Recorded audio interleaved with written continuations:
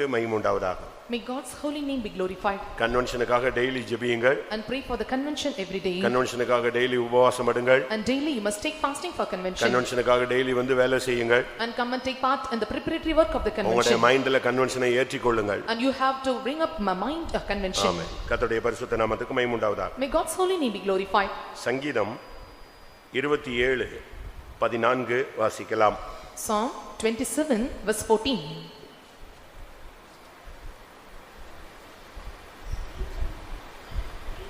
Lord, be of good courage, and he shall strengthen thine heart. Wait, I say, on the Lord. கர்த்தருக்கு காத்திரு, அவர் உன் இருதயத்தை ஸ்திரப்படுத்துவார். திடமனதாயிருந்து கர்த்தருக்கே காத்திரு. கர்த்தருடைய பரிசுத்த நாமத்துக்கு மகிமை உண்டாவதாக. May God's holy name be glorified. கர்த்தருக்கு காத்திரு. Wait on the Lord. அதே வசனம் சொல்லுகிறது கர்த்தருக்கே காத்திரு. And the same word says, and wait, I say, on the Lord. தேவனுக்கு காத்திருக்கிறவர்கள் புதுபலன் அடைகிறார்கள் என்று வேதம் சொல்லுகிறது. The Bible says, and they that wait upon the Lord shall receive the new strength. அவருக்கு காத்திருக்கிறவர்கள் ஒருபோதும் வெட்கப்பட்டு போனதில்லை. And they that wait upon the Lord shall never be ashamed. அவருக்கு காத்திரு, அவரே உன் காரியத்தை வாக்கிய பண்ணுவார். And wait on the Lord, and he shall prosper your matters. நம்மில் அநேகருக்கு இந்த காத்திருத்தல் என்பது மிகவும் கடினமான ஒரு பாதை. And many of us, and waiting or tarrying is very difficult matter. காத்திருத்தல் என்பதுதான் ஆத்துமாவை இளைத்து போக பண்ணக்கூடிய ஒரு சக்தி. And waiting is the power that backs faith of our soul. நெடுநாள் காத்திருத்தல் ஆத்துமாவை இளைத்து போக பண்ணும். And so when you are days long when you wait, and it makes your soul to wait. விரும்பினது கிடைக்கும் பொழுதோ அது ஜீவ விருட்சம் போல இருக்கும். But when you receive the desired thing, and it will be like a tree of life. இன்றைய message கர்த்தர் உன்னை ஸ்திரப்படுத்த வேண்டும். And today's message, the Lord shall establish நீ you. கர்த்தருக்கு காத்திரு, அவர் உன் இருதயத்தை ஸ்திரப்படுத்துவார். And wait for the Lord, and he will strengthen you. ஆண்டவர் உன்னுடைய இருதயத்தை ஸ்திரப்படுத்த வேண்டியது அவசியம். It is very needful for the Lord to strengthen or establish your heart. ஸ்திரப்படுத்துதல் என்பது ஆவிக்குரிய வாழ்க்கையில மிகவும் முக்கியமானது. Strengthening or establishing is very important in spiritual life. நீ தண்ணீரை போல தளம்பிக் கொண்டே இருக்கக்கூடாது. And you should not be unstable as waters. சந்தேகப்படுகிறவன் காற்றினால் அடிபடுகிற அலைகள் போல இருக்கிறான் என்று வேதம் சொல்லுகிறது. The Bible says, and he that wavereth is like a wave of the sea driven. நீ கர்த்தருக்கு காத்திரு, அவர் உன் இருதயத்தை ஸ்திரப்படுத்துவார். Wait on the Lord, and he shall strengthen your heart.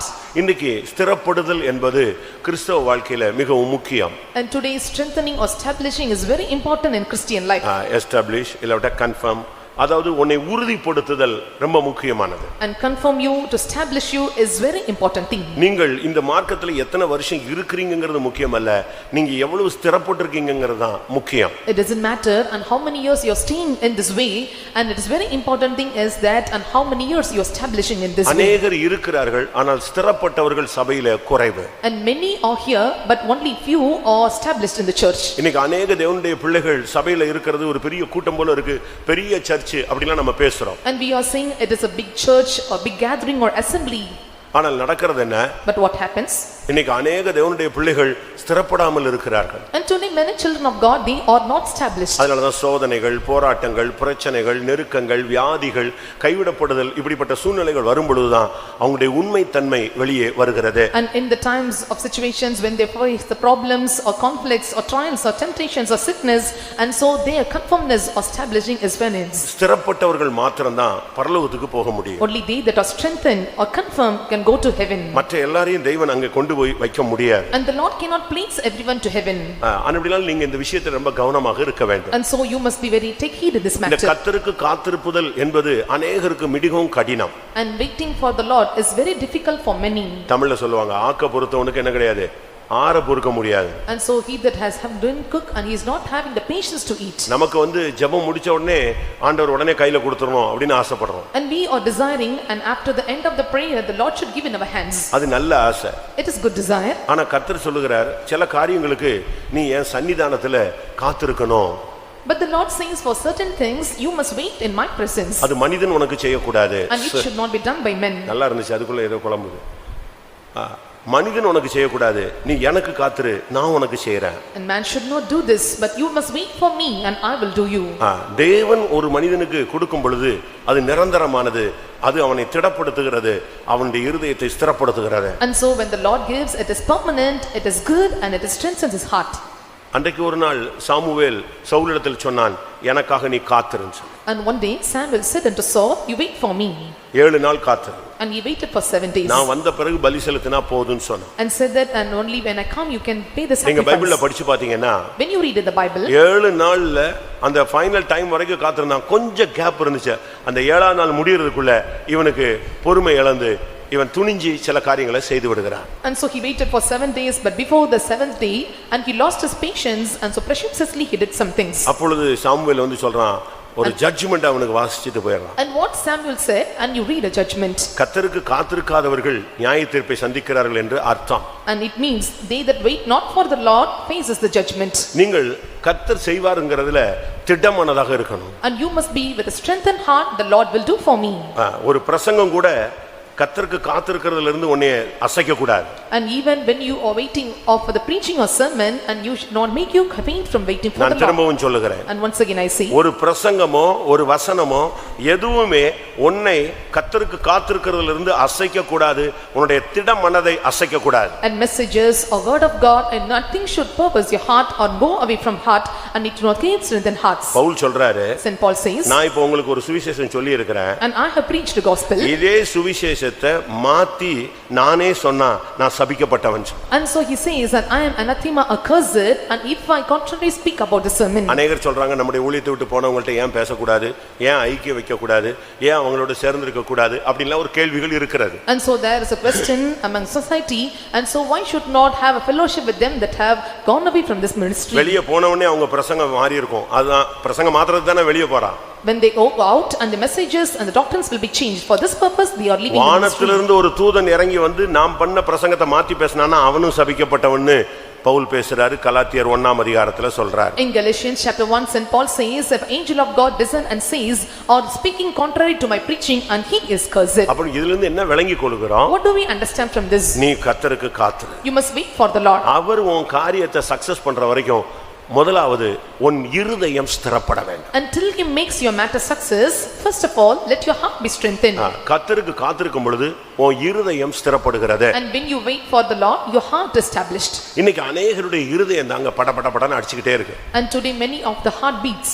நல்லா பாட்டு பாடுறாங்க, and they sing, நல்லா ஜெபம் பண்றாங்க, and they pray, நல்லா பிரசங்கம் கேக்குறாங்க, and they hearing, நல்லா அந்நிய பாஷை பேசுறாங்க, and they speaking unknown tongues. ஆனா அவங்களுடைய இருதயத்துல பல கேள்விகளும் குழப்பங்களும் அப்படியே கலக்கங்களும் இருந்துகிட்டே இருக்கு. But there are many confusion, troubles and questions in their hearts. அதனால தான் யோவான் 14:1ல இயேசு பேசும் பொழுது, and so when Jesus said in John the Gospel chapter 14 verse 1, உங்கள் இருதயம் கலங்காதிருப்பதாக. Let not your heart be troubled. இந்த இருதய கலக்கம் என்பது விசுவாசத்தை கெடுக்கக்கூடிய ஒரு ஆவி. And troubling of your heart, and it will corrupt your faith. அதனால தான் முதலாவது இந்த பிரசங்கத்தின்படி கர்த்தருடைய தூதின்படி இன்றைக்கு நீ கர்த்தருக்கு காத்திருக்கும் பொழுது உனக்கு இருதயம் ஸ்திரப்படுகிறது.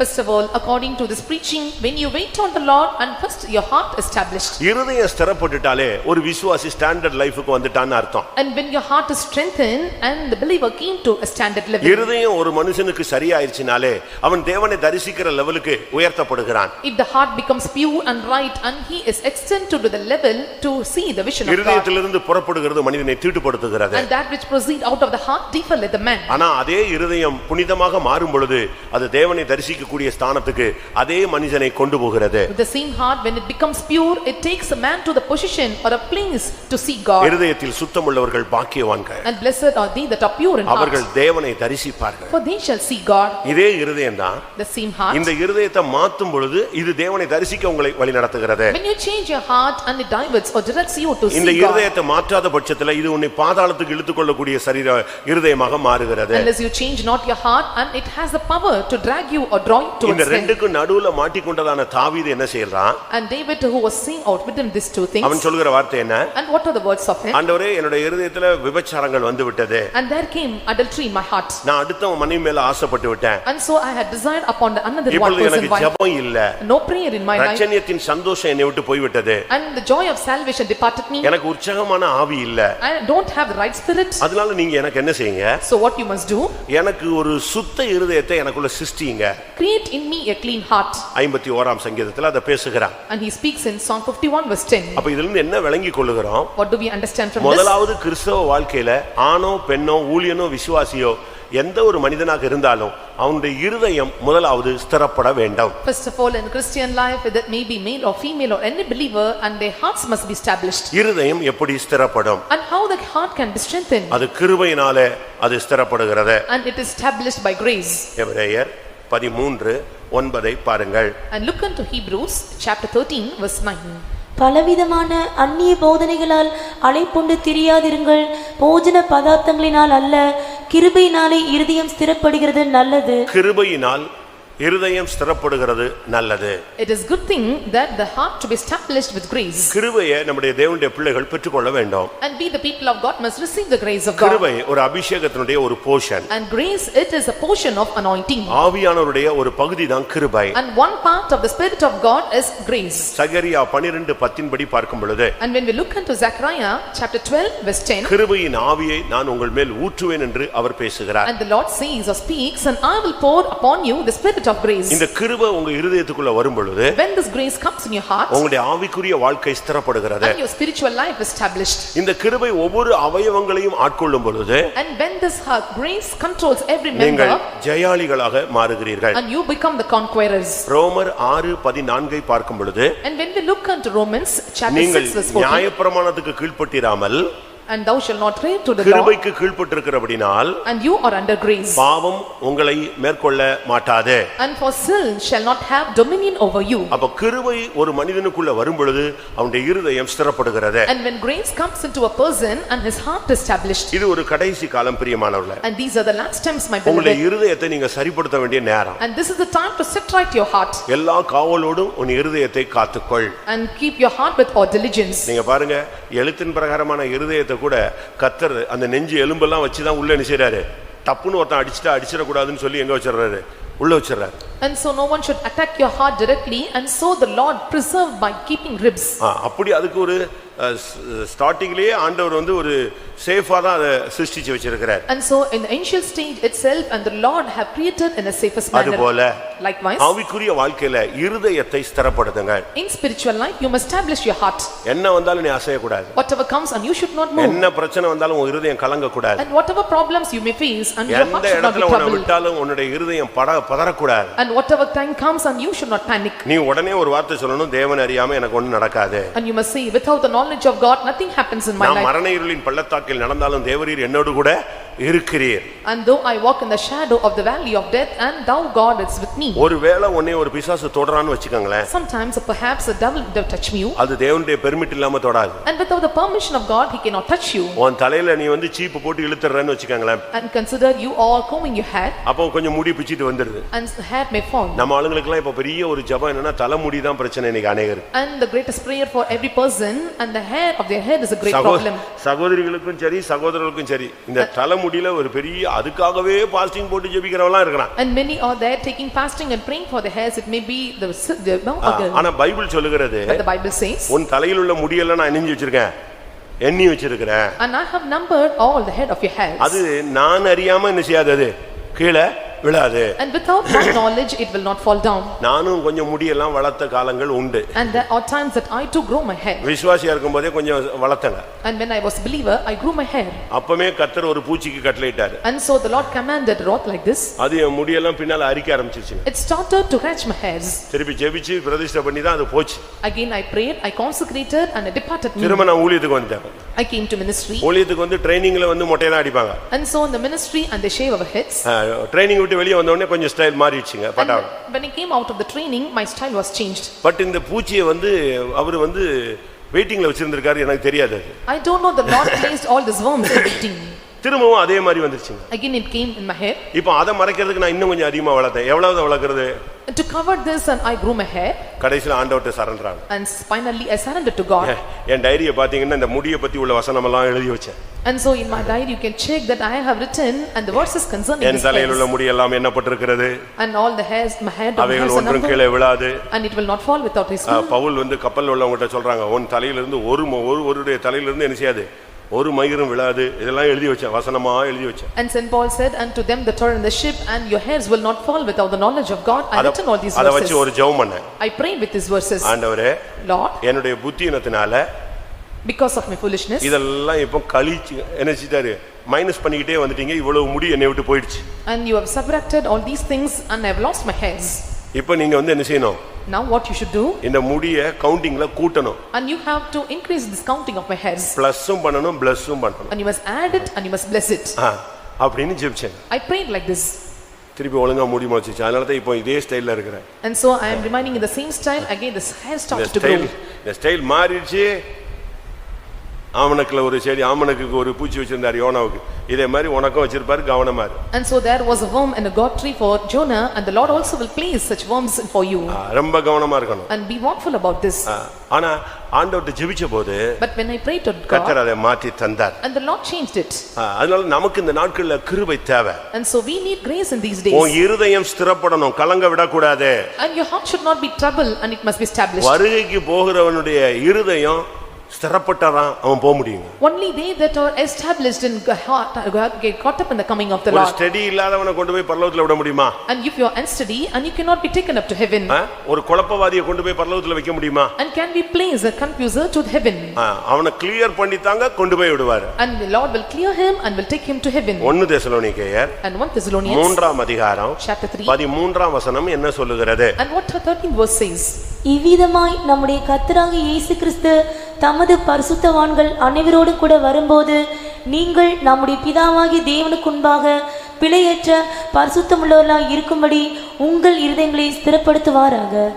பைபிள் என்ன சொல்லுகிறது? What does the Bible say? பிழையற்ற பரிசுத்தவான்களாய் இருக்கும்படி உங்கள் இருதயத்தை ஸ்திரப்படுத்துவாராக. And he may establish your hearts unblameable in holiness. அப்போ ஒரு மனுஷன் வந்து அவரை பார்க்கணும், அந்த பிரசன்னமாகலுக்கு போகணும் அப்படின்னா அவன் பிழையற்ற பரிசுத்தவானா இருக்கணும்னாலே அவனுடைய இருதயம் என்ன செய்யணும்? ஸ்திரப்பட வேண்டும். To see God and to please with him, and so he must be the unblameable saint and his hearts must be established. பிரியமானவர்களே, உங்களுடைய நிலவரம் என்ன? And what is your state, my beloved? உங்களுடைய இருதயத்தின் நிலவரம் என்ன? And what is the state of your heart? இந்த மார்க்கத்துல வந்து இத்தனை வருஷம் ஆச்சு, நீங்க எத்தனை பேர் இதுல கன்ஃபார்ம் ஆயிட்டு இருக்கீங்க? And so how many were confirmed in this state and after coming to this way? எத்தனை பேர் இதுல ஸ்தாபிக்கப்பட்டிருக்கிறீர்கள்? And how many were established in this? எத்தனை பேருக்கு இதுல உறுதித்தன்மை இருக்கு? And how many are having the steadfastness? இந்த அப்போஸ்தல ஐக்கியத்துல, and in the fellowship of இந்த ஆழமான apostles, சத்தியங்கள்ல, in this deep doctrines, பரலோகத்துல இப்படி இடங்கள் உண்டு என்கிற நம்பிக்கையில, and with the hope that you have these many places in இந்த heaven, அபிஷேகத்தின் மேல, and the anointing, இந்த மறுரூபத்தின் வேலைக்குள்ள and the work of transformation, உங்களில் எத்தனை பேர் நீங்கள் ஸ்திரப்படுத்தப்பட்டிருக்கிறீர்கள் என்பதை கவனியுங்க.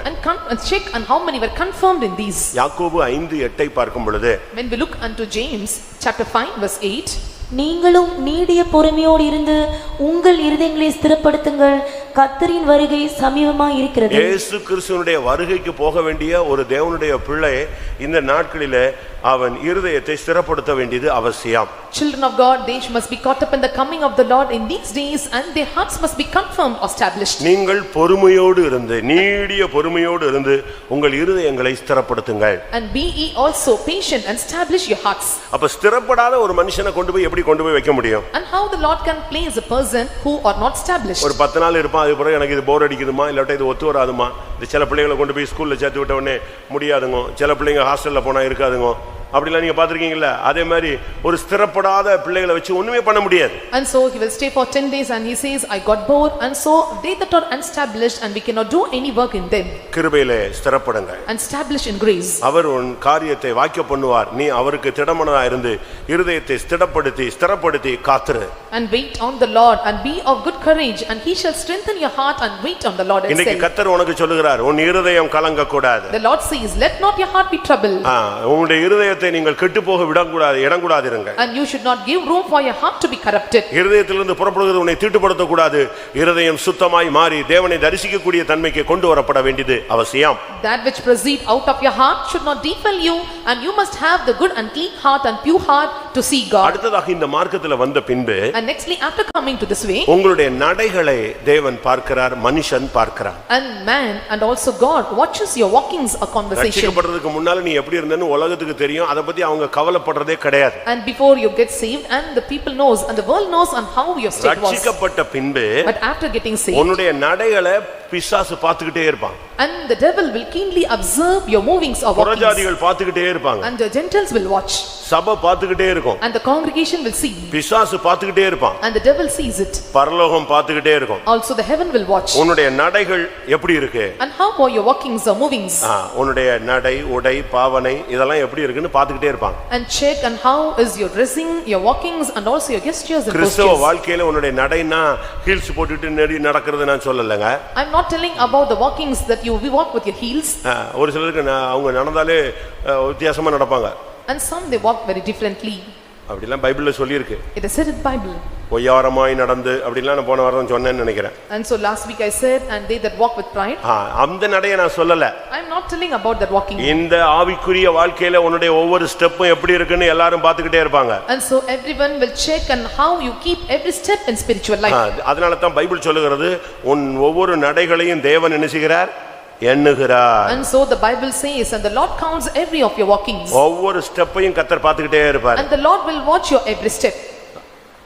ஒரு பவுனி முடிஞ்ச உடனே பாஸ்டர் ஜோயல் கேட்டாரு, And so after a procession, Pastor Joel asked like this, நீங்கள் எவ்வளவு தூரம் நடந்து வந்தீர்கள்? and how long you walked? அப்ப எல்லாரும் சொன்னாங்க 5.5 கிலோமீட்டர் 6 கிலோமீட்டர்லாம் சொன்னாங்க. And they said 5.5 kilometers to 6 kilometers. அப்ப அவர் சொன்னாரு எத்தனை ஸ்டெப் வச்சிருப்பீங்கன்னு ஒருத்தருக்கு சொல்ல தெரியல. And he asked, and how many steps you have placed? ஆனா அவர் சொன்னாரு உன் நடைகள் எல்லாம் தேவன் நினைச்சிருக்காரு, எண்ணி வச்சிருக்காரு. And Pastor said, and the Lord counted and remembered all your walkings and steps. But இப்போ வந்திருக்கிற ஸ்மார்ட் வாட்ச்ல என்ன சிஸ்டம் இருக்கு, நீ வைக்கிற ஒவ்வொரு ஸ்டெப் என்ன செய்யுது, கவுண்டபிள் ஆகுது. And so அப்படிதானே, கரெக்ட் தானே, உண்மைதானே? the smart watch that you are having now, and so it counts every of your steps. ஒவ்வொரு ஸ்டெப்பும் கவுண்ட் பண்ணிட்டே இருக்கும், எத்தனை கிலோமீட்டர் நடந்திருக்குன்னு சொல்லும். It counts every step and says and how many kilometers you have walked through. அப்பதான் யோசிச்சேன், வசனம் எவ்வளவு அழகா நிறைவேறுது, தேவன் உன் நடைகளை எண்ணுகிறார். And so I am able to observe and how beautifully the word of God is fulfilled, and the Lord counts your walkings. அப்படியானால் ஒரு ஆவிக்குரிய மனுஷனுடைய நடைகள் ஸ்திரப்படணும். If so, and the walkings of every steps of the spiritual man must be established. அதனால தான் சங்கீதக்காரன் கேக்குறான்,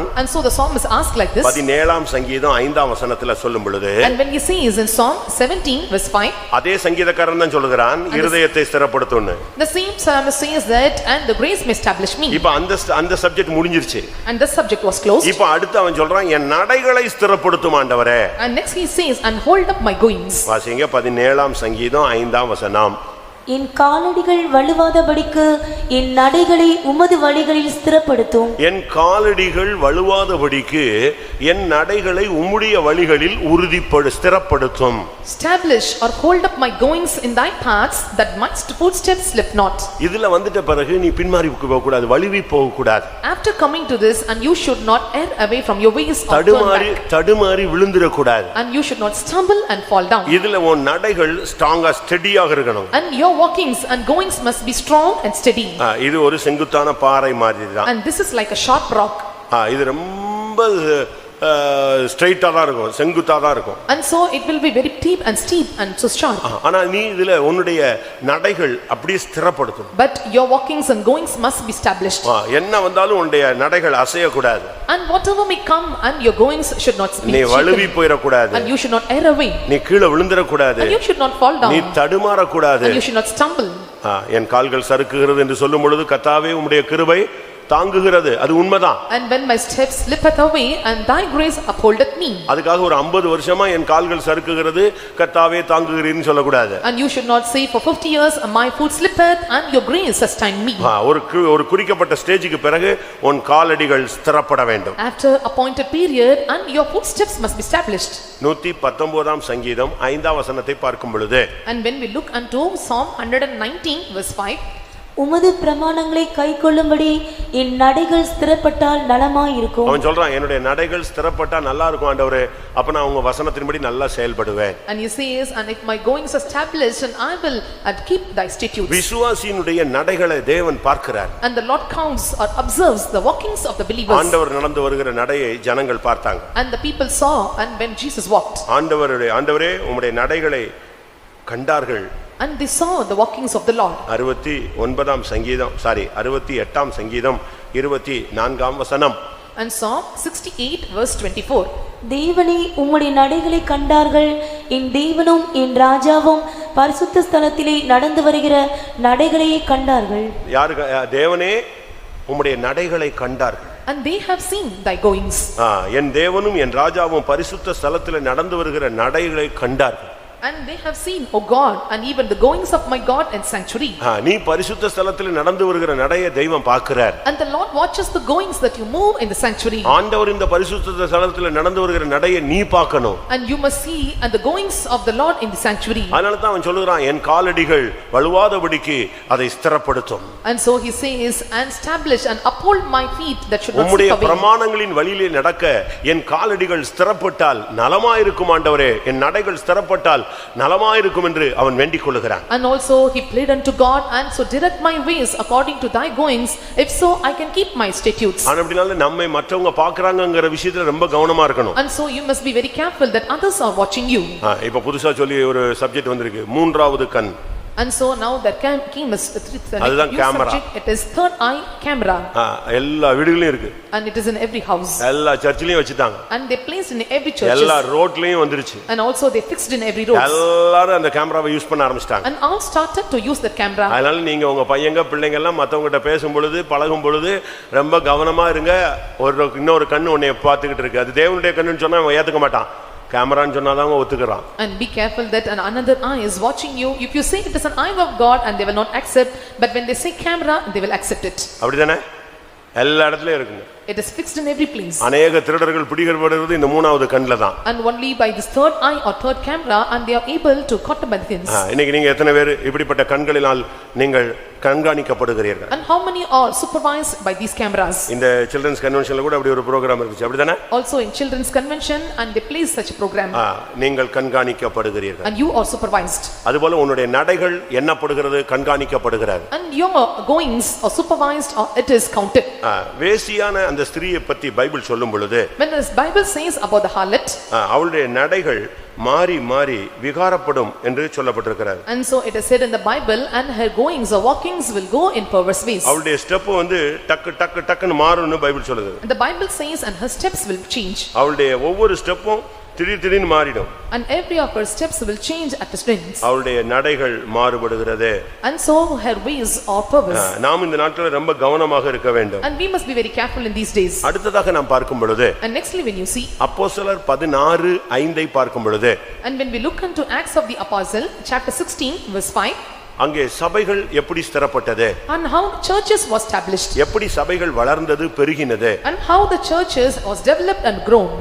அதனாலே சபைகள் விசுவாசத்தில் ஸ்திரப்பட்டு நாளுக்கு நாள் பெருகின. விசுவாசத்தில் ஸ்திரப்படுதல். And so they must be established in the faith. சத்தியத்தை நீங்க கேட்கும் பொழுது அப்படியே மைண்ட்ல ஸ்டோர் பண்ணணும். And when you hear the faith, truths, and must store in your mind. டைரியில எழுதுறதெல்லாம் நல்லதுதான். It's good for you to write in the diaries. அதை விட இன்னொரு ரெண்டு டைரி இருக்கு. And there are two more diaries. புரியுதா? நீங்க எல்லாரும் டைரி வச்சிருக்கீங்க, எழுதுறீங்களா என்ன பண்றீங்களோ கர்த்தருக்கு தான் தெரியும். எழும்புற மாதிரி எப்படி இருக்கீங்க, எழுதிக்கிட்டே தூங்குற பாத்தி இருக்கு, அப்படி மேப் போடுறவங்க எல்லாம் இருக்கிறாங்க.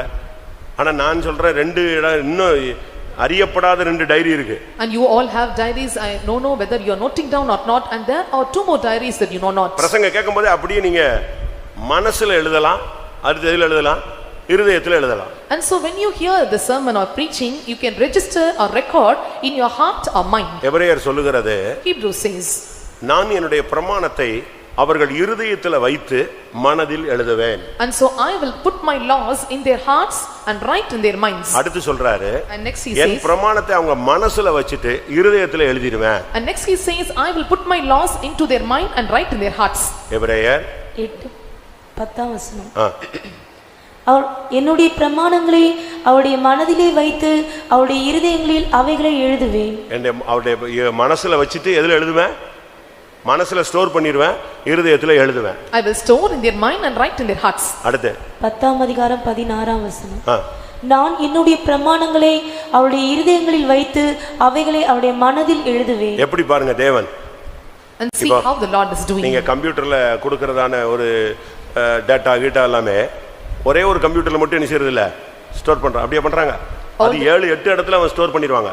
All the data and information that you are fetching into the computer, it is not stored in one computer, it is stored in 7 or 8. ஒன்னு சர்வர் வர்க் பண்ணலனா அடுத்த சர்வர்ல என்ன செய்யாது, டக்குன்னு பிக்கப் பண்ணிடுவான். And if one server is not working, the another server will store it. அதுபோல Likewise, மனசுல miss ஆயிருச்சுனா எங்க எழுதிறாரு, இருதயத்துல எழுதிறாரு. இருதயத்துல மிஸ்னா டக்குன்னு அடுத்த ஹார்ட்வேரை தூக்கிடலாம், ஹார்ட் டிஸ்க் எடுத்துடலாம் டப்புன்னு. if it is not stored in your mind and he stores in your heart, if it is not stored in your mind, வசனம் என்பது உன்னுடைய இருதயத்துல எழுதப்படணும், மனதுல வைக்கப்படணும், மனதுல வைக்கப்படணும், இருதயத்துல எழுதப்படணும். and the word of God must be stored in your mind and written in your hearts. It must be kept in your mind and it must be written in your hearts. சபை பெருக என்ன செய்யணும்? And for the church to increase, what should we do? விசுவாசிகள் விசுவாசத்துல ஸ்திரப்படணும். And the believers must be established in faith. விசுவாசத்துல நீ stand பண்ணாதாங்க, அதை பார்த்து கர்த்தர் அற்புதங்களை செய்வார், அதை பார்த்து ஜனங்கள் ஓடி வருவார்கள். Only when you stand in faith and the Lord will perform miracles, and looking unto the miracles, the people will come after you. நீங்களே விசுவாசத்துல நிக்காத போது இனிமே ஒரு சந்ததியை விசுவாசத்துல கொண்டு வர முடியாது. If you stand not in faith, and you cannot bring forth another generations to stand in நான் faith. திரும்பவும் சொல்லுகிறேன். And I say again, இப்ப இருக்கிற நீங்க விசுவாசத்தை நீங்க செயல்படுத்தாத பட்சத்தில், விசுவாசத்துல ஸ்திரப்படலைன்னா இன்னொரு சந்ததி வந்து விசுவாசத்தை கத்துக்கொள்ள போறது இல்ல. if you are not working out or activating the faith, and the next generation will not come and follow after you to hold on this அப்ப faith. நீங்க இந்த நாட்களில விசுவாசத்துல ஸ்திரப்படணும். And you must be established in faith in these days. அசைக்கப்படாத விசுவாசம் உங்களுக்குள்ள வரணும். And so you must have the immovable faith. பரிசுத்தவான்களுக்கு ஒரு விசை ஒப்புவிக்கப்பட்ட விசுவாசம் என்று யூதா 3 சொல்லப்படுகிறது. And Jude 3 says that, and so it is a faith which is once delivered unto the saints of God. once உன் கையில தேவன் அதை கொடுத்துறாரு. And once the Lord is delivering in your hands, அதுக்காக நீ தைரியமாய் போராடணும். and you must earnestly contend for it. அப்படினா என்ன அர்த்தம்? நீ அந்த விசுவாசத்துல ஸ்திரப்படணும். And it means, and you must establish in the faith. உன்னுடைய வாயில இருந்து வர்ற வார்த்தை நெகட்டிவா வரக்கூடாது, பாசிட்டிவா வரணும். And every word that proceed out of your mouth should not be in negative manner, it should be positive words. ஒருத்தன் செத்து போயிடுவாங்க, And one dies, ஆனா நீ போய் நின்னுட்டு அவன் சாவான்னு சொல்லக்கூடாது. என்ன சொல்லணும்? அவன் சாவறான், அது ரெண்டாவது விஷயம். நீ உன் வாயில இருந்து என்னதான் பேசணும்? கர்த்தர் அவனை குணமாக்குவார்னு சொல்லணும். standing in front of them, and you should not utter, he may die, but you must see, the Lord shall heal him. உன்னுடைய விசுவாசமே உலகத்தை ஜெயிக்கிற ஜெயம். And so your faith is a faith that overcometh the world. ஒரு பெண்ணுக்கு ஒரு குழந்தை பிறந்துச்சு. And so one woman delivered a child. But ரெண்டு கண்ணுமே இல்ல. There are no eyes. ரெண்டு கண்ணுமே இல்லனா கண்ணு இருந்து கெட்டு போனதல்ல, கண்ணே மூடிருச்சு, அந்த தோல் அப்படி மூடி இருந்துச்சு. And it doesn't matter, and there are no eyes, and it was closed up with flesh.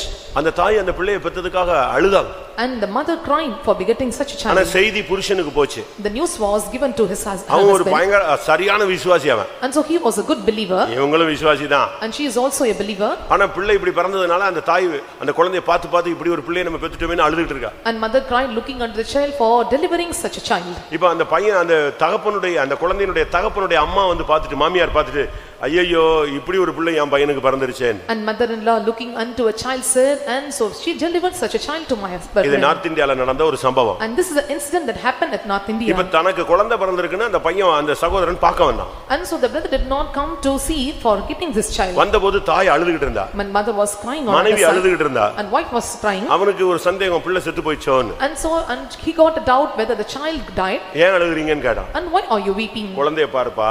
And so look into the child. ரெண்டு கண்ணுமே இல்ல. And there are no eyes. அப்படி மூடி சதையா மூடியே இருக்கு. And it was closed up with flesh. இப்படி ஒரு குழந்தை நம்ம குடும்பத்துக்கு வந்துருச்சு. And so we get and such a child to our family. இதுக்கு ஏன் அழணும் நாம? And said, and why you should cry for this? எப்படி? இதுக்கு ஏங்க அழணும் அப்படினா? And why you do want to cry for this? உடனே அவங்க சொன்னாங்க, உனக்கு என்ன பைத்தியம் முடிச்சிச்சா? And said simply, பிள்ளை ரெண்டு கண்ணு இல்லாம பிறந்திருக்குங்கற, இதுக்கு ஏன் அழணும்ங்கற அறிவு இல்லையா உனக்குன்னு கேட்டாங்க. And said that, and are you mad? And so why you want crying that fountains? அவன் சொன்னா, இந்த பிள்ளையை கொடுத்தவருக்கு கண்ணும் கொடுக்க தெரியும், கொடுப்பாருன்னு சொன்னான். And said that, and he that given a child also knows to give eyes for the child. இது north இந்தியால ஒரு இடத்துல நடந்தது, பாஸ்டர் டிவி சொன்ன சம்பவம். And this is the incident said by Pastor T. Thomas and happened at North India. நடந்தது என்ன? You know what happened? அந்த சகோதரன் தனக்கு கர்த்தர் பிள்ளையை கொடுத்தார், ரெண்டு 2 கண்ணும் கொடுக்கணும்னு ஜெபிச்சாங்க.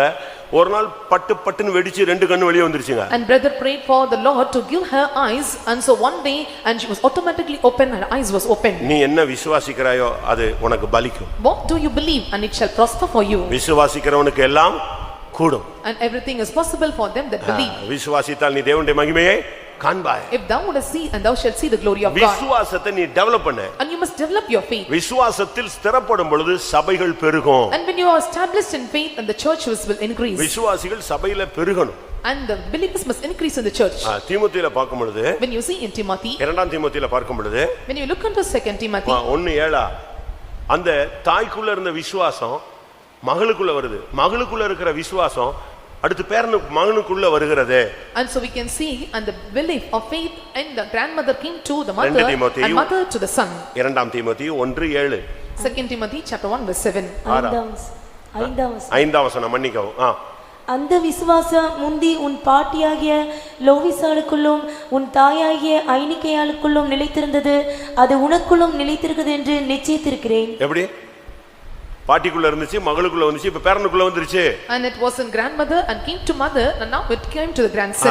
அவன்தான் தீமோத்தேயு. And he is Timothy. அவன்தான் தேவனுடைய ஊழியக்காரன். And he is the servant of God. அவன்தான் பவுலுடைய உத்தம குமாரன். And he is the perfect son of Paul. அவன்தான் பவுலுடைய மனதை போல இருந்த மனுஷன். And he was a man like a heart of Paul. Pavul மைண்ட்ல என்ன நினைக்கிறானோ அதை அப்படியே செயல்படுத்தக்க கூடிய ஒரு தீமோத்தேயு, அவன்தான் விசுவாசத்தில் வல்லவன். And so he was valiant or strong in faith called Timothy, and he was able to present what is heart of Paul. விசுவாசத்துல ஸ்திரமாயிருங்க. And established in faith.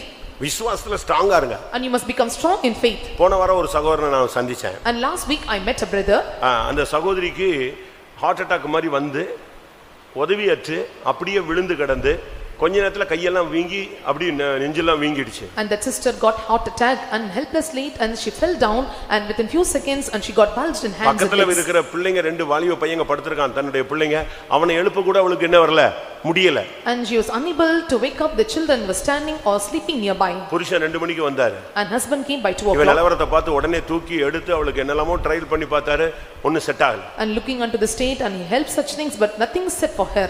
உடனே ட்ரிபிள் எம்க்கு கொண்டு போயிட்டாங்க. And nextly and took him to him and took her to triple hospital. எம்னு ஒரு college, ஒரு hospital இருக்கு சென்னை அண்ணா நகர்ல, மோப்பேர்ல இருக்கு. At Chennai Anagar, and there is a hospital called Triple Camp. அங்க கொண்டு போயாச்சு. And they took her. அவங்க சொன்னாங்க உடனே 1.5 லட்சம் ரூபாய் கட்டுங்க, ஃபைனல் மாதிரி இருக்கு, உடனே என்ன செய்யணும், பைபாஸ் மாதிரி ஏதாவது ஒன்னு பண்ணலாம். And said that, and you have to pay 1.5 lakh fees, and so we have to immediately go on for bypass surgery. அவங்களுக்கு இன்னும் ரொம்ப ஒரு 80 வயசு இல்ல. And she was not 80 years old. மிஞ்சி போயிட்டா ஒரு 40 வயசு கூட இருக்காது. And not even for 40 years. அவ புருஷன் சொன்னா, And the husband said, இப்போ என்ன நினைக்கிற, and what do you think now? Treatment எடுக்கணும்னு நினைக்கிறியா, And do you want to take treatment, கர்த்தர் குணமாக்கணும்னு நினைக்கிறியா, or do you believe the Lord shall heal you? அப்படி கர்த்தர் குணமாக்கலன்னு சாகணும்னு ரெடி பண்றியா? And so are you getting ready for the Lord to kill him? நீ சாகறத பத்தி நான் கவலையே படல. And so I am not mindful about that you are going ஆனா to உன் die. மரணம் நல்லபடியா இருக்கணும், உன்னுடைய அடக்கம் ஜெயமா நடக்கணும்னு ஆசைப்படுறேன். என்ன நீ சொல்றேன்னா, But I am desiring that, and your death must be in a victorious way, and your burial must go on in a victorious இது way. எங்க வச்சு நடக்குது? And where it was happening? ஹாஸ்பிட்டல்ல போய் டாக்டர்ஸ் செக் பண்ணிட்டு உடனே உள்ள கொண்டு போன்னு சொல்லும்போது இவர் சொல்றாரு, உனக்கு நான் வந்து உன்னை ட்ரீட்மெண்ட் பார்க்கல, செக்அப் கொண்டு வரலன்னு நீ தப்பா எடுத்துற கூடாது, அதுக்கு தான் கொண்டு வந்திருக்கேன். And before taking you to the surgery or to the hospital, and this was happening. But நீ உன்னுடைய முடிவு எப்படி இருக்கணும்னு நீ இப்ப ஆசைப்படுற. And how, what you desire, and how should be your end? தெய்வீக சுகத்துல நின்னு சாவணும்னு ஆசைப்படுறியா, ஜெயிக்கணும்னு ஆசைப்படுறியா, இல்ல என்னை உள்ள கொண்டு போயிருங்கன்னு சொல்லு, நான் எத்தனை லட்சம்னாலும் செலவழிக்கிற உள்ள கொண்டு போ. And do you want to stand the divine healing and die and to overcome, or if you want to spend for the lakhs of amount to spend, and I am ready to spend for the surgery? அந்த சகோதரி இல்ல வீட்டுக்கு போலான்னு. And the sister said, okay, let us go to house. வீட்டுக்கு வந்து 20 நிமிஷம் முழங்கால் போட்டு ஜெபிச்சா. 20 minutes and they came back to home, and they prayed on knees. உங்களால முடியும்.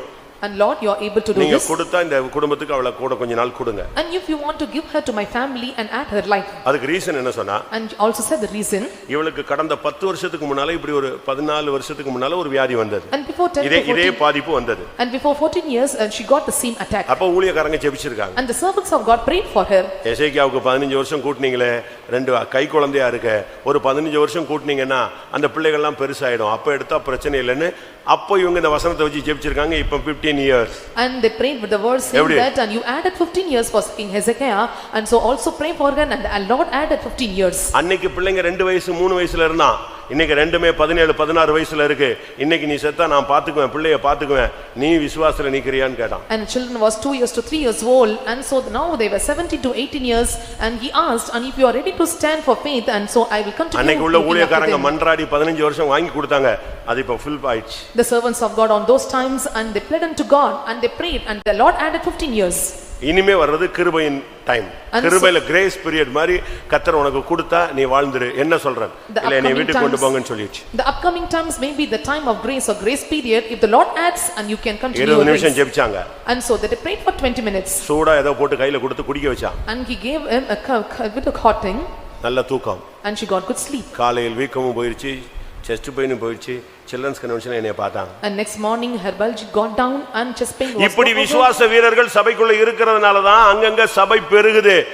நீங்க உடனே அப்படினா போச்சா கேன்சர் போல் இருக்கு, நீயா கேன்சர்னு வாங்கி வச்சுக்குவ பாக்கெட்ல. And so here and there are many strong believers or the heroes of faith, and so the churches or the believers are increasing. ஏன்னா நமக்கு வியாதியினுடைய சிம்டம்ஸ் பத்தி ரொம்ப நாலேஜ் இருக்கு, அதான் பிரச்சனை.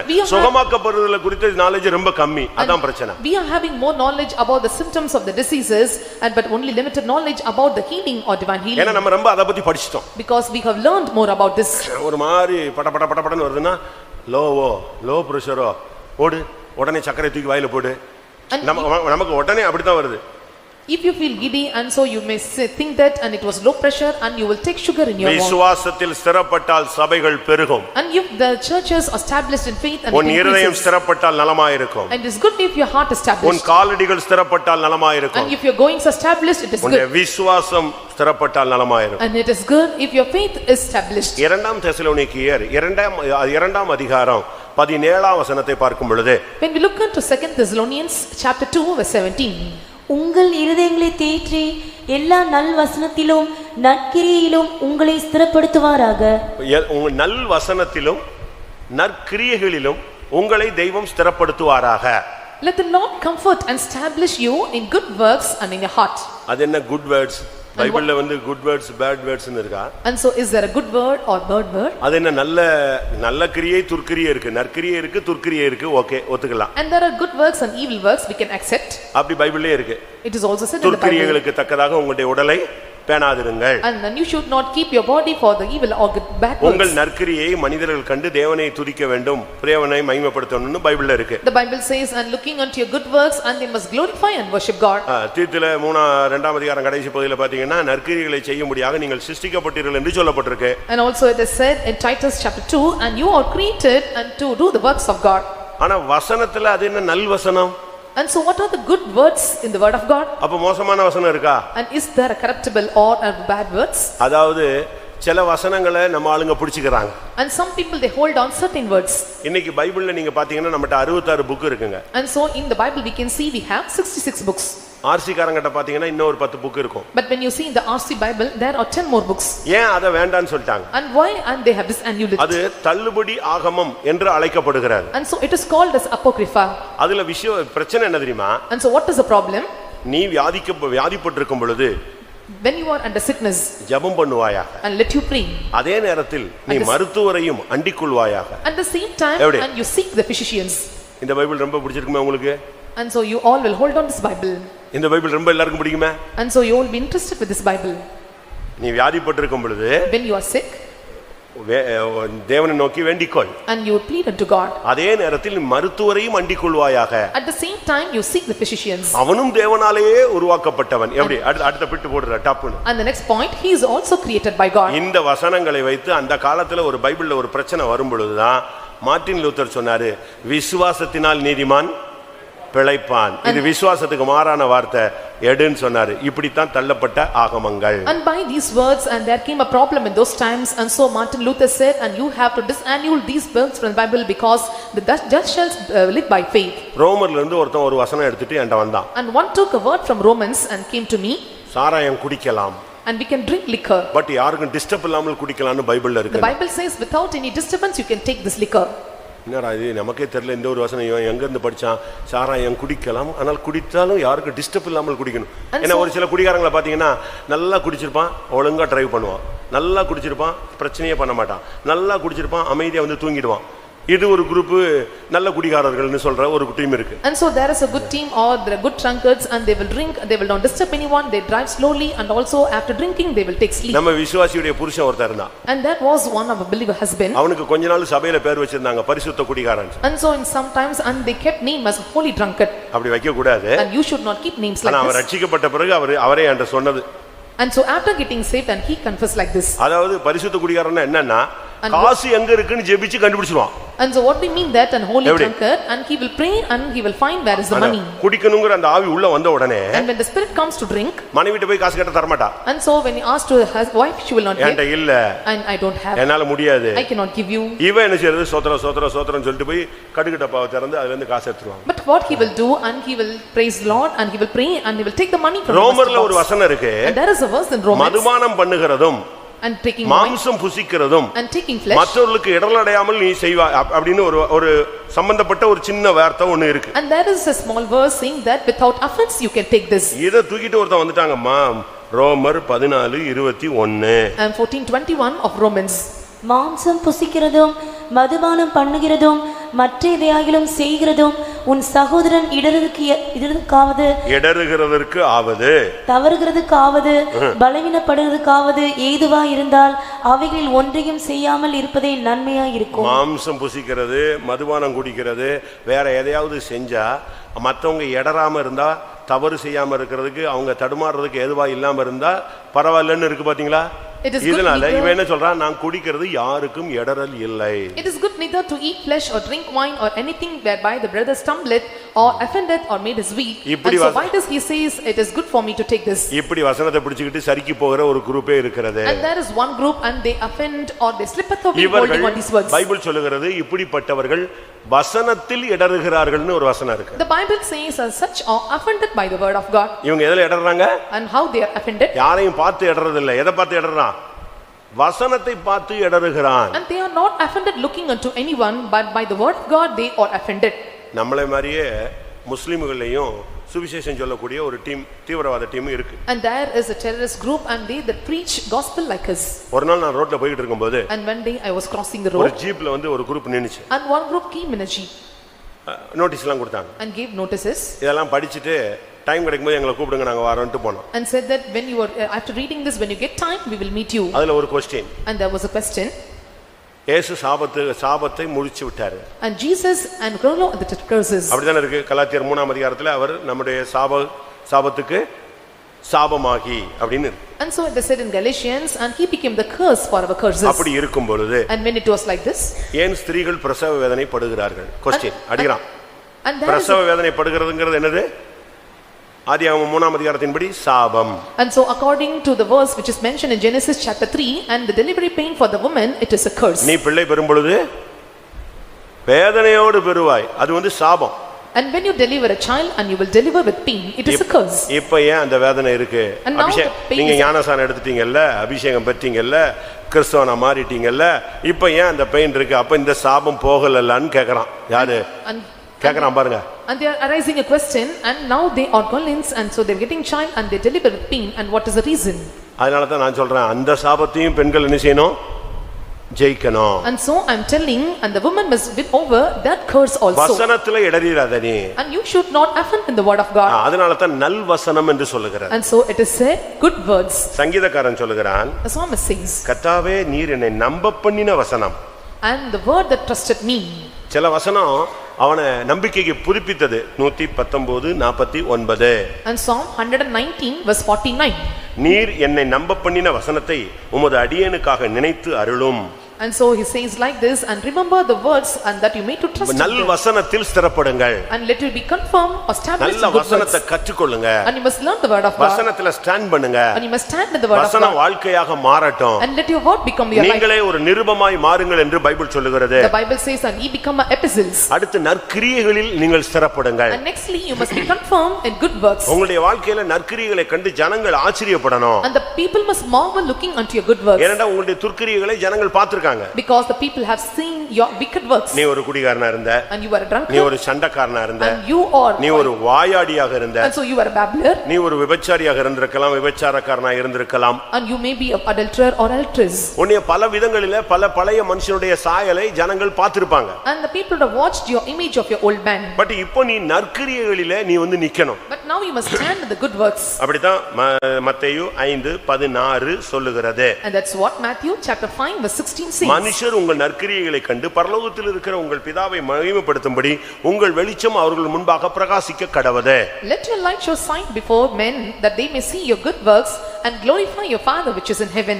அடுத்ததாக ஏசாயா 54:14. and nextly Isaiah chapter 54 verse 14. ஏசாயா 54:14. நீதினால் ஸ்திரப்பட்டிருப்பாய், கொடுமைக்கு தூரமாவாய், பயமில்லாதிருப்பாய், திகிலுக்கு தூரமாவாய், அது உன்னை அணுகுவதில்லை. நீதியினால் நீ ஸ்திரப்பட்டினா இந்த வல்லமைகள்லாம் உன்கிட்ட வராது. and if you are established in righteousness and these powers cannot come near you. இன்னைக்கு எந்த பிரச்சனையும் உன்னை சந்திக்காமல் இருக்கணும்னா உன்னுடைய வாழ்க்கையில நீ நீதியினால் ஸ்திரப்படணும். and for no problems to face your life and you must be established in righteousness. அப்பொழுது நீ கொடுமைக்கு தூரமாவாய், and then you shall come away from terror. பயமில்லாதிருப்பாய், and you shall not have fear. திகிலுக்கு தூரமாவாய், and you shall not have terror. அப்ப நீதியினால நீ ஸ்திரப்படணும். and you must be established in righteousness. நீதினா என்ன? what is the righteousness? ஞானஸ்நானம் எடுப்பது நீதி. taking water baptism is righteousness. பரிசுத்தாவியில் நிரப்பப்படுவது நீதி. filling in Holy Spirit is righteousness. நஷ்டங்களை சகித்துக் கொள்வது நீதி. and enduring the losses is righteousness. நஷ்டத்தை பொறுத்துக் கொள்கிறது, விட்டு கொடுக்கிறது, அது ஒரு நீதி. and giving up and enduring the losses is righteousness. அதுதான் பரிசுத்தவான்களுடைய நீதிகளே. those are the righteousness of the saints of 1 God. கொரிந்தியர் 6ல பார்க்கும் பொழுது when we look into 1 Corinthians chapter 6, சில விசுவாசிகளுக்குள்ள பிரச்சனைகள் இருந்தது. and there were some problems in believers. அவங்க விசுவாசிகளோடு சண்டை போட்டாங்க.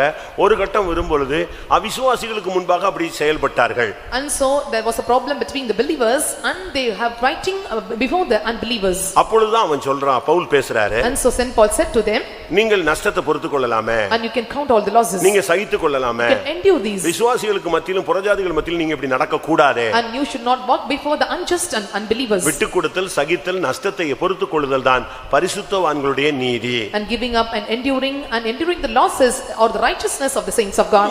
நீதிமொழிகள் 20:18 பார்க்கும் பொழுது when we look into Proverbs chapter 20 verse 18, ஆலோசனையினால் எண்ணங்கள் ஸ்திரப்படும், நல்லோசனை செய்து யுத்தம் பண்ணு. எண்ணங்கள் ஸ்திரப்பட வேண்டும். the purposes must be established. உன்னுடைய எண்ணங்கள் தெளிவாக இருக்கணும். your intention must be clear. உன்னுடைய எண்ணங்கள் எப்படி இருக்கோ அப்படித்தான் நீ இருப்பாய். and how is your intention and you will be the same. நீ உன்னுடைய எண்ணங்களுக்கு ஏத்த மாதிரி தான் உன்னுடைய பார்வை, உன்னுடைய செயல், உன்னுடைய ஒவ்வொரு அசைவும் இருக்கும். and so only according to the intentions and every of your movements and sight will be. உன் மைண்ட்ல என்ன இருக்குங்கிறது தான் உன்னுடைய செயல்கள், கிரியைகள், பார்வை, ஒவ்வொரு அசைவிலையும் வெளிப்படுத்துவாய். and what is in your mind and intention and you will reveal or you will execute through your members and also your sight. Bible என்ன சொல்லுகிறது? what does the Bible say? கர்த்தராகிய இயேசு கிறிஸ்துவை அறிகிற அறிவு அதுதான் ரொம்ப முக்கியமானது. and the knowledge of knowing our Lord Jesus Christ is very important. 2 கொரிந்தியர் 10ஆம் அதிகாரத்தை நாம் பார்க்கும் பொழுது when we look into 2 Corinthians chapter 10, அங்கே வேதம் என்ன what does the Bible say? எண்ணங்களை நாம் ஜெயிப்பதை அங்கே சொல்லப்பட்டிருக்கிறது. and here it is said about and winning over or conquering our imaginations. 2 கொரிந்தியர் 10:3-4-5 பார்க்கும் பொழுது when we look into 2 Corinthians chapter 10 verse 4 and 5, தேவனை அறிகிற அறிவுக்கு விரோதமாய் எழும்புகிற எல்லா மேட்டிமையும் நிர்மூலமாக்கி எந்த எண்ணத்தையும் கிறிஸ்துவுக்குள் கீழ்ப்படிய சிறைப்படுத்துகிறவர்களாய் இருக்கிறோம். and through God to the pulling down of strongholds, casting down imaginations and every high thing that exalteth itself against the knowledge of God, bringing unto captivity. எந்த எண்ணத்தையும் நீ ஜெயிக்கணும். and you must overcome every imagination. எந்த எண்ணத்தையும் ஜெயிக்கிறதுதான் ஜெய ஜீவியம். and they that are overcoming the intentions are doing the overcoming. ஆலோசனைகளினால் எண்ணங்கள் ஸ்திரப்படும். and so with every purpose and the counsel will be established. ஆலோசனைனா என்ன? and what is the meaning of counsel? சங்கீதக்காரன் சொல்லுகிறான், the psalmist says, நீர் உம்முடைய ஆலோசனையின்படி என்னை நடத்தி and so lead me according to thy counsel, முடிவிலே மகிமையில் என்னை சேர்த்துக் கொள்வீர். and finally you will take me unto glory. 73ஆம் சங்கீதம் 24ஆம் வசனத்தில் பார்க்கும் பொழுது and when we look unto Psalm 73 verse 24, நீங்க சரியான ஆலோசனைக்கு இடம் கொடுத்தீங்கன்னா உங்களுடைய எண்ணங்கள் ஸ்திரப்படும். when you give room for the right counsel and your counsel will be established. உங்களுடைய எண்ணங்கள் ஸ்திரப்பட்டா உங்களுடைய செயல்கள் ஸ்திரப்படும். and when your intentions are established and all your workings will be established. உங்க மைண்ட்ல ஒரு தவறான எண்ணங்கள் உள்ள இருக்குன்னா நீங்க உங்க பார்வை தவறா தான் இருக்குங்க. and if you have wrong intention in your mind and your sight will be wrong. அப்படிப்பட்ட எண்ணங்களை வைத்துக்கொண்டு நம்ம ஒரு ஊழியமும் செய்ய முடியாது. And keeping these wrong intentions and we cannot do any ministry. என் இருதயத்தில் அக்கிரம சிந்தை கொண்டிருந்தேனால் தேவன் என் விண்ணப்பத்திற்கு செவிகொடார். And if I have the wicked words and thoughts in my heart, and the Lord shall not hearken to my prayers. 89ஆம் சங்கீதம் 1-2 பார்க்கும் பொழுது, And when we look unto Psalm 89 verse 1 and 2, கிருபையினால் ஸ்திரப்பட வேண்டும். and you must be established with the mercies of God. கிருபையினாலே இருதயம் ஸ்திரப்படுவது ஒன்று, கிருபையிலே நீ ஸ்திரப்பட வேண்டியது ஒன்று. And one thing by grace and you will be established, and another thing and you must be established in your heart with the grace of God. மிகவும் விசேஷித்த அந்த பூரண கிருபையை நீங்கள் பெற்றுக்கொள்ளுங்கள். And you must receive and the precious and perfect grace of God. அவருடைய கிருபையின் மேல் கிருபையை பெற்றுக்கொள்ளுங்கள். And receive grace upon grace. கர்த்தருடைய பரிசுத்த நாமத்துக்கு மகிமை உண்டாவதாக. Glory be to the holy name of God. அடுத்து உன்னுடைய ராஜ்ய பாரம் ஸ்திரப்பட வேண்டும். And nextly your kingdom must be established. 1 Samuel 11:14 பார்க்கும் பொழுது, And when we look into 1 Samuel chapter 11 verse 14, Saul கில்காலுக்கு போய் நம்முடைய ராஜ்ய பாரத்தை ஸ்திரப்படுத்துவோம் என்று சொன்னான். and Saul went to Gilgal and said, let our kingdom be established. இந்த ராஜ்ய பாரம்னா என்ன? And what is the meaning of kingdom? உனக்கு ஒரு தேவனுடைய ராஜ்யம் And இருக்கிறது. that is a kingdom of God. நீ தேவனுடைய ராஜ்யத்துக்கு உரியவன். You belong to the kingdom of God. தேவனுடைய ராஜ்யம் பரிசுத்த ஆவியின் மூலமாய் உனக்குள் வந்திருக்கிறது. And God kingdom and entered through Holy Spirit in இயேசு you. சொன்னார், பரிசுத்த தேவனுடைய ராஜ்யம் உங்களுக்குள் இருக்கிறதேன்னு சொன்னார். Jesus said, and there is kingdom of God in you. அப்ப உன்னுடைய ஜீவியத்துல உனக்கு பரலோக ராஜ்யம் ஸ்திரப்படணும். In your life and your hearts and the hearts of God must be உனக்கு ஒரு established. ராஜ்யம் உண்டுங்கிற நிச்சயம் உனக்கு வரணும். And you must have the certainty, I have a kingdom. ஆனா நடந்தது என்ன? You know what happened? 1 Samuel 13:14 வசனங்களை பார்க்கும் பொழுது, When we look into 1 Samuel chapter 13 verse 14, அங்க என்ன சொல்லப்பட்டிருக்கிறது? and what it is said நீ there, புத்தியீனமாய் செய்து விட்டாய், நடந்து விட்டாய், ஆனபடினால் இனி உன் ராஜ்யபாரம் நிலை நிற்காது. and thou shalt has done and foolishly, and so would have not the Lord established your kingdom. உன்னுடைய ராஜ்யபாரம் ஸ்திரப்படாது, இனிமேல் நிக்காது. And he said that, and your kingdom shall not be established ஒரு and stand தேவனுடைய anymore. பிள்ளை தன்னுடைய ராஜ்யத்தை பரலோகத்துல தனக்கு ஒரு இடம் இருக்குங்கிறத அவன் கன்ஃபார்ம் பண்ணணும். A child of God must confirm there is a place for them in kingdom of heaven. கர்த்தருடைய பரிசுத்த நாமத்துக்கு மகிமை May உண்டாவதாக. God's holy name be glorified. 1 ராஜாக்கள் 2ஆம் அதிகாரம் 12ஆம் வசனத்தை பார்க்கும் பொழுது, And when we look into 1 Kings chapter 2 verse 12, சாலமோனுடைய ராஜ்யபாரம் ஸ்திரப்பட்டது. and so we can see the kingdom of Solomon was established. எப்படி அது ஸ்திரப்பட்டது? How it was established? தேவையில்லாதவன் எல்லாம் காலி பண்ணிட்டான். And he destroyed the unnecessary persons. கர்த்தருக்கு பிரியமில்லாத எல்லாவற்றையும் அவன் அப்புறப்படுத்தின பொழுது அவனுடைய ராஜ்யம் மிகவும் ஸ்திரப்பட்டது. And so when he departed and all the vain and unwanted things, and his kingdom was established greatly. 1 ராஜாக்கள் 2:46 பார்க்கும் பொழுது, And when we look into 1 Kings chapter 2 verse 46, சிமேயியை அவன் கொன்ற பொழுது ராஜ்யபாரம் மிகவும் ஸ்திரப்பட்டது. and so when he killed Shimei, and his kingdom was established greatly. தூஷிக்கிற ஆவியை உங்களை விட்டு நீக்குங்க, உங்களுக்கு பரலோக ராஜ்யம் உண்டு. And cast out the spirit of cursing and of despising, and the kingdom of God is for you. கர்த்தருடைய பரிசுத்த நாமத்துக்கு மகிமை உண்டாவதாக. May God's holy name be glorified. 87ஆம் சங்கீதம் 5ஆம் வசனத்தை பார்க்கும் பொழுது, And when we look into Psalm 87 verse 5, சீயோனை ஸ்திரப்படுத்துவார். and the Lord shall establish சங்கீதம் Zion. 48:8 பார்க்கும் பொழுது, And when we look into Psalm 48 verse 8, கர்த்தர் சீயோனை ஸ்திரப்படுத்துவதை காண்பிக்கிறது. it shows the Lord establish Zion. ஒரு ஊழியர் ஸ்திரப்பட வேண்டும். A servant of God must be established. நீங்க செய்யற ஊழியம் ஸ்திரப்பட வேண்டும். And also the ministry that you are doing must be confirmed. ஏதாவது ஒரு ஊழியம் கர்த்தருக்காக நீ செய். And you must do some ministry for the sake of God. ஏதாவது ஒரு ஊழியம் செய். Do any ministry. உங்களுக்கு ஞானம் இல்ல, அறிவு இல்ல, திறமை இல்ல அப்படினா பாய் போடுறதுக்கு பெரிய ஸ்கில்ஃபுல் ஆளா வேண்டியது இல்ல. And if you don't have the knowledge and talents and ability, and you must be skillful and talented in spreading the max. பேச்சு திறமை இருக்கா? And if you have eloquency, பேசி ஜனங்களை சபைக்குள்ள கொண்டு வா. and speak and bring the people to the church. சுகமாக்கும் வர இருக்கா? வியாதியஸ்தர்களுக்கு போய் ஜெபிங்க. If you have the healing power, and you go and pray for the sick. பிசாசை துரத்துற வர இருந்தா நீங்க போய் பிசாசுகளை துரத்தி ஜனங்களை மீட்டெடுங்க. If you have the gift to operate or cast out the demons, and you depart the உனக்கு என்ன தரிசனம் இருக்கோ அந்த தரிசனத்தின்படி ஊழியம் செய். and according to the vision you have, and do ministry for God. அநேகர் நம்முடைய சபையில புதிதாக வருகிறார்கள். And many are coming new to the church. அவங்க எல்லாமே இண்டிபெண்டன்ட்டா பலவிதமான ஊழியம் செய்கிறவர்கள். And independently they are doing different ministries. உங்களுக்கு எல்லாருக்கும் ஒரு பயம் இருந்துச்சு, இங்க வந்தா எதையுமே செய்ய கூடாது, மொத்தமா ஜீரோ ஆக்கி விட்டுருவாங்க. And so you all had a fear when you come to the state or this church, and they will make everything in zero level. அப்படிலாம் கிடையாது. It's not like that. நீங்க உங்களுடைய ஊழியத்தை செய்யுங்க, உங்களுடைய தரிசனத்தின் உங்களுடைய அழைப்பபடி செய்யுங்க. ஐக்கியத்தை மட்டும் ஒளியில் உள்ள பரிசுத்தவான்களுடைய சுதந்திரத்துல நீங்க வைங்க. According to the calling and vision you have, you can continue your ministry, but you must have the fellowship with the saints of God in lights. உங்களுடைய ஊழியம் ஸ்திரப்படணும். And your ministry must be established. ஊழியர்கள் ஸ்திரப்படணும். And the servants of God must be established. உன்னதமானவர் அதை ஸ்திரப்படுத்துவார். Let the most high God shall establish it. இன்றைக்கு கர்த்தர் உன்னை ஸ்திரப்படுத்தும்படியாக வந்திருக்கிறார். And today the Lord has come in our midst to establish you all. கர்த்தருக்கு காத்திரு. Wait on the Lord. கர்த்தருக்கே காத்திரு. And wait on the Lord itself. அந்த வசனம் தொடங்கும் கர்த்தருக்கு காத்திருன்னு இருக்கும், முடிவு எப்படி எழுதி இருக்கும்? கர்த்தருக்கே காத்திரு, வேற யாருக்கு நீ காத்திருக்காது. And the word of God starts with wait on the Lord, and also it ends and wait on the Lord itself. அப்படி நீ இருந்தால் when you be like this, முடிவு பரியந்தம் உன்னை நிலை ஸ்திரப்படுத்துவார். till the end the Lord shall establish you. 1 கொரிந்தியர் 1:8 படி. According to 1 Corinthians chapter 1 verse 8. நம்முடைய கர்த்தராகிய இயேசு கிறிஸ்துவின் நாளிலே நீங்கள் குற்றஞ்சாட்டப்படாதவர்களாய் இருக்கும்படி முடிவு பரியந்தம் அவர் உங்களை ஸ்திரப்படுத்துவார். வருகையில போய் நீ நிக்கிற வரைக்கும் உன்னை முடிவு பரியந்தம் கர்த்தர் ஸ்திரப்படுத்துவார். Until you stand in the coming of the Lord, until the end, and the Lord shall confirm you. எல்லாரும் கண்களை மூடுவோம். Let us all close our eyes. கர்த்தர் இன்றைக்கு அநேகரை ஸ்திரப்படுத்த விரும்புகிறார். அலசடிப்பட்டுக்கிட்டு நிக்கவா போயிரவா வேற எங்கயாவது போயிருவோமா, இப்படி இது சரியா அது குழப்பமா, இதே போராட்டத்துல வருஷக்கணக்கா போகாத. And don't move in the struggles by saying can I stand in this fellowship or can I go, or wavering mind. Don't be for years together with this mind. கர்த்தர் தெய்வமானால் கர்த்தரை பின்பற்று. If the Lord is God, and follow him. Baal தெய்வமானால் பாகாலை பின்பற்று. If Baal is God, you follow Baal. இந்த மார்க்கமும் இந்த ஊழியமும் இந்த ஐக்கியமும் சரின்னு தெரிஞ்சா இத பின்பற்று. இல்ல இதை விட டாப்பா ஒன்னு இருக்குன்னா நீ அங்க போய் சேர்றதுல தவறே இல்ல. And if you have the knowledge and this fellowship and this saints of God is true and it is good, and you can follow this, and if you have any other thing toppers then this, you can go and join with them. நான் மீஞ்சூர் பக்கத்துல பொன்னேரியில ஒரு நாள் பஸ்ல வந்துட்டு இருந்தேன். And one day I was traveling near Minjur at Ponneri. ஒரு வயசான ஒரு ஐயா நல்ல கிறிஸ்தவத்துல ரொம்ப ஸ்ட்ராங்கான ஒரு ஆள். And the old person, an old man, and he was a strong in Christianity. அப்ப எனக்கு வயசு என்ன 23 24 இருக்குன்னு வெச்சுக்காங்க. And so it may be 24 to 27 years at that our time. கேட்டாரு, And he asked to me, நீங்க எங்க சிபிஎம் ஆனாரு? and or do you belong to CPM? ஆமான்னு சொன்னேன். Yes, I said yes. இந்த வயசுல போய் உள்ள போய் மாட்டிக்கிட்டீங்களே. In this age itself, and you were hold on this.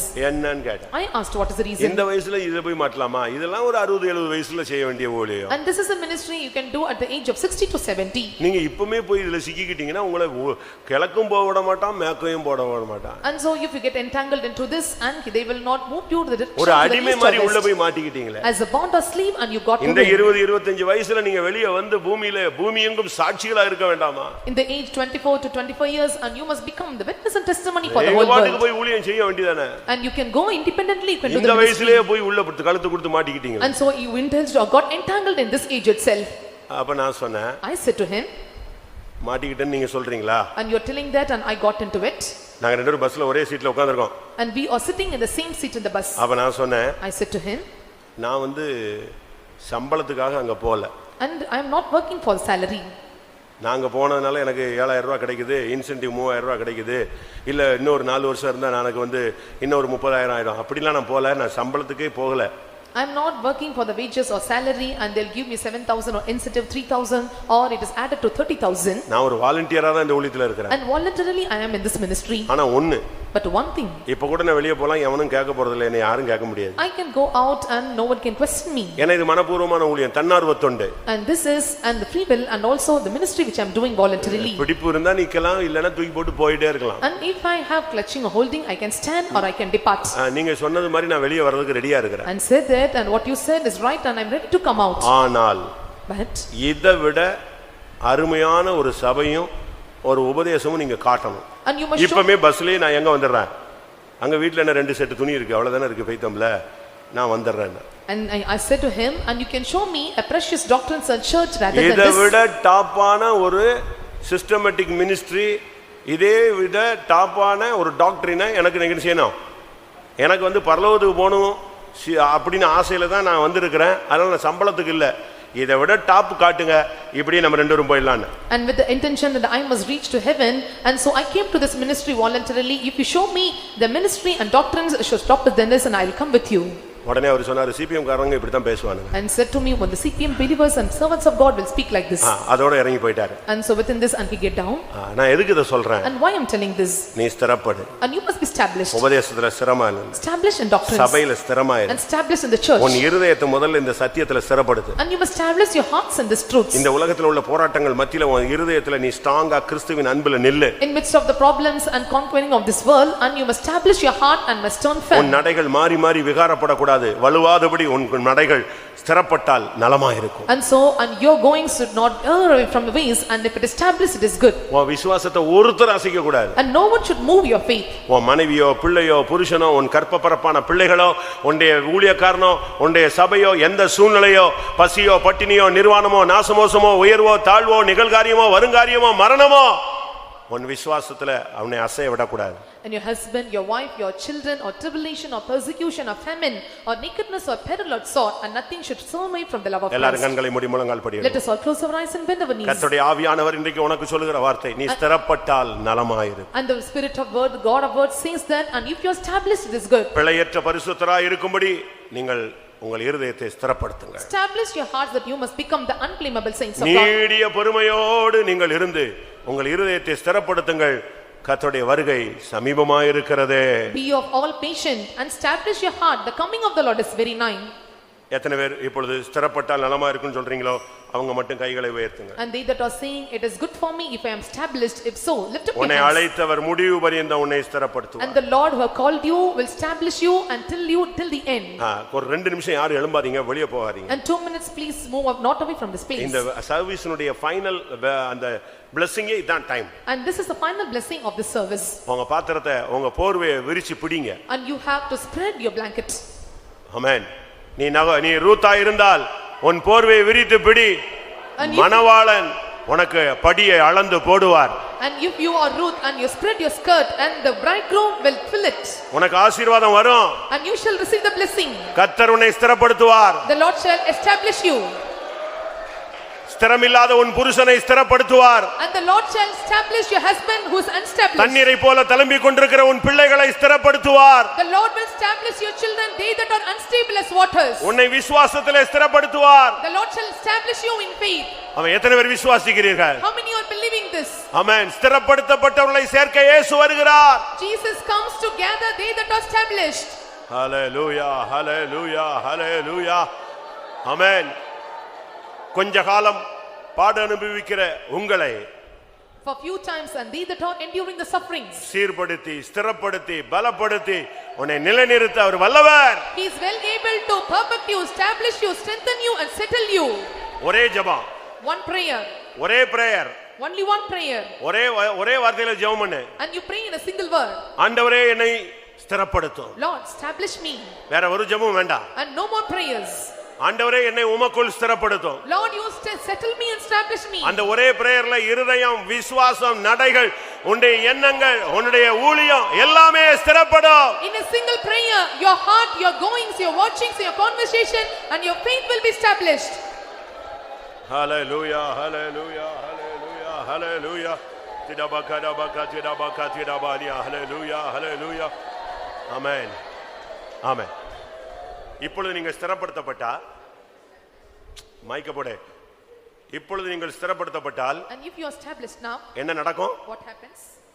ஸ்திரப்படுத்தும் பொழுது ஒரு அபிஷேகம் வரும். When you are established, and you shall receive anointing. உன்னை ஊன்ற கட்டுகிற டைம் இது. என்ன ஒரு அடுத்த மைக்கு வை, எல்லாம் தரத்திரம் பிடிச்ச மாதிரி வச்சு போடுது. நீ ஸ்திரப்படுத்தப்பட்டால் If you are established, கர்த்தர் நிறைவான ஆவியை உனக்கு தருவார். and the Lord shall give you the full spirit. கிறிஸ்துவின் மகிமை உன்மேல் இறங்கும். And the glory of Christ shall descend on O you. நீ கர்த்தருக்காய் பிரகாசிப்பாய். And ye shall enter in for God. நீ ஸ்திரப்படும் பொழுது When you are established, நிறைவான அபிஷேகம், and the fullness anointing, ஆமென், நீ கிறிஸ்துவின் மகிமையினால் பிரகாசிக்கப்படுவாய். and you will be enlightened with the glory of Christ. இப்பொழுது கர்த்தர் உன்னை ஸ்திரப்படுத்தும் ஒரு அபிஷேகத்தை தருகிறார். And the Lord gives you the anointing to establish you. இதுவரைக்கும் நீ அசைந்து கொண்டிருந்தாய். Until now you were unstable. இனிமேல் நீ அசைக்கப்படாதிருப்பாய். And hereafter you will not be movable. கர்த்தர் உன்னை ஊன்ற கட்டுகிறார். And the Lord is binding you firmly. ஏய் லிபி கதரா மகாரியா நபாரி பக்கரா பாலா.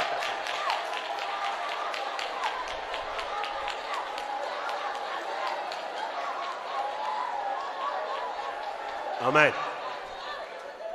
ஸ்திரப்படுத்தும் என் நாதா, நிறைவாய் ஆவியை தாத்தா, கிறிஸ்துவின் மகிமை எழுதினால் நிறைந்து நான் பிரகாசிக்கணும். எத்தனை பேருக்கு அந்த ஆசை?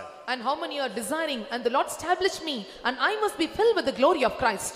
எத்தனை பேர் அந்த பாட்டை பாட போறீங்க? How many are going to sing this song? ஸ்திரப்படுத்தும் என் நாதா, நிறைவாய் ஆவியை தாத்தா, கிறிஸ்துவின் மகிமை எழுதினால் நிறைந்து நான் பிரகாசிக்க. And O Lord Christ, and you establish me, and I must be enlightened with the glory of Christ. ஸ்திரப்படுத்தும் N